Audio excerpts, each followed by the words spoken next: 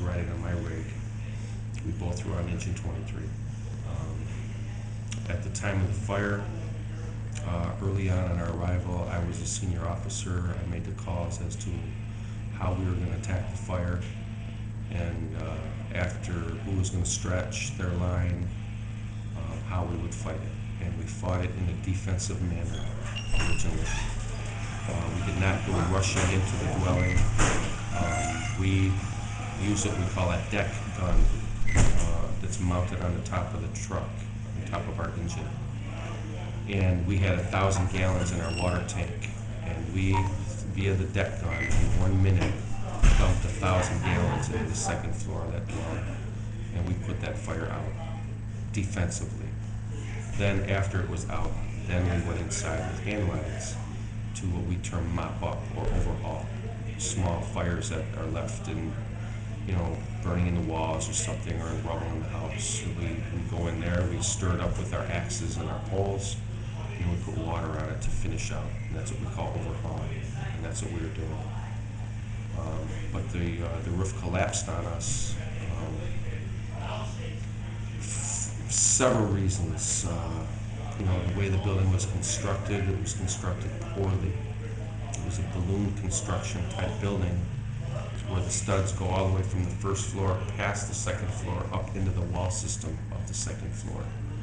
And then they tied in the roof to that with number 8 penny nails, which are very thin nails compared to what they use now called sinkers, which are double the size of number 8s. So the roof was being held on by this much of the nail. So they had 4 layers of shingle on the roof.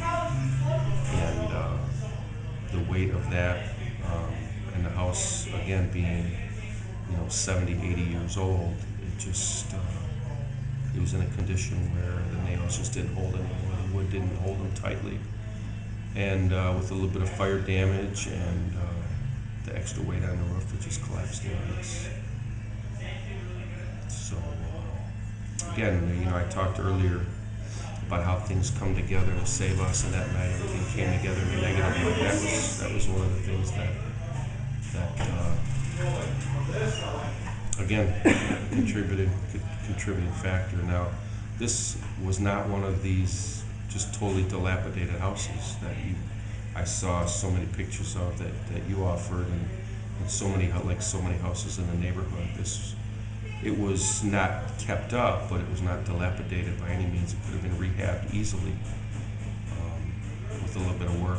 They had a fire in the house a year earlier, a small fire. They took the insurance money from that claim, according to what investigators have said, and did not invest that money back into the house to make it a viable house. There was a fire, they took the insurance claim, pocketed it, and did nothing to the house to rehab it. A lot of other cities, you cannot do that. You cannot leave a house like that for any amount of time. Who knows what they were behind on taxes or payments? We don't know that. But I know that with a little bit of work, that house could have been rehabbed and made a viable house. There are times when the safety officer at a fire scene sees something that makes him feel that the structure is not safe for us to be inside.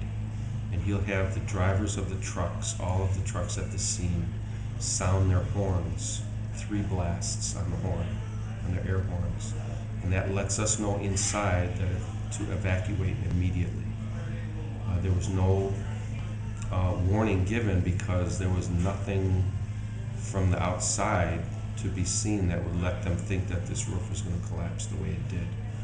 It was poorly constructed, it had extra weight on it, and that it should not have had, and it just came in without warning, without enough warning to let us get out. And we heard a loud crack, and that was the roof breaking away from the walls and collapsing down on us, and there wasn't even time to yell before it came down on us.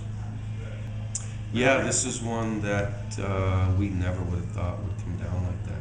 We've been in houses in much worse conditions. I mean, you drive around Detroit and you get all these half burned off roofs, collapsed roofs that the houses have been burnt up, and we were crawling around in those, overhauling, putting out little fires and digging in piles of rubble to put the smoldering embers out. This house, everyone there would, if you would have taken a survey, no one would have thought that roof would collapse. Now, since we've had that fire, we've had 4 other fires with the same type of construction where the roofs have collapsed in the identical manner, and no one was hurt in those. Again, it all lined up to where we weren't hurt. But the night Walter died, it just didn't work out that way.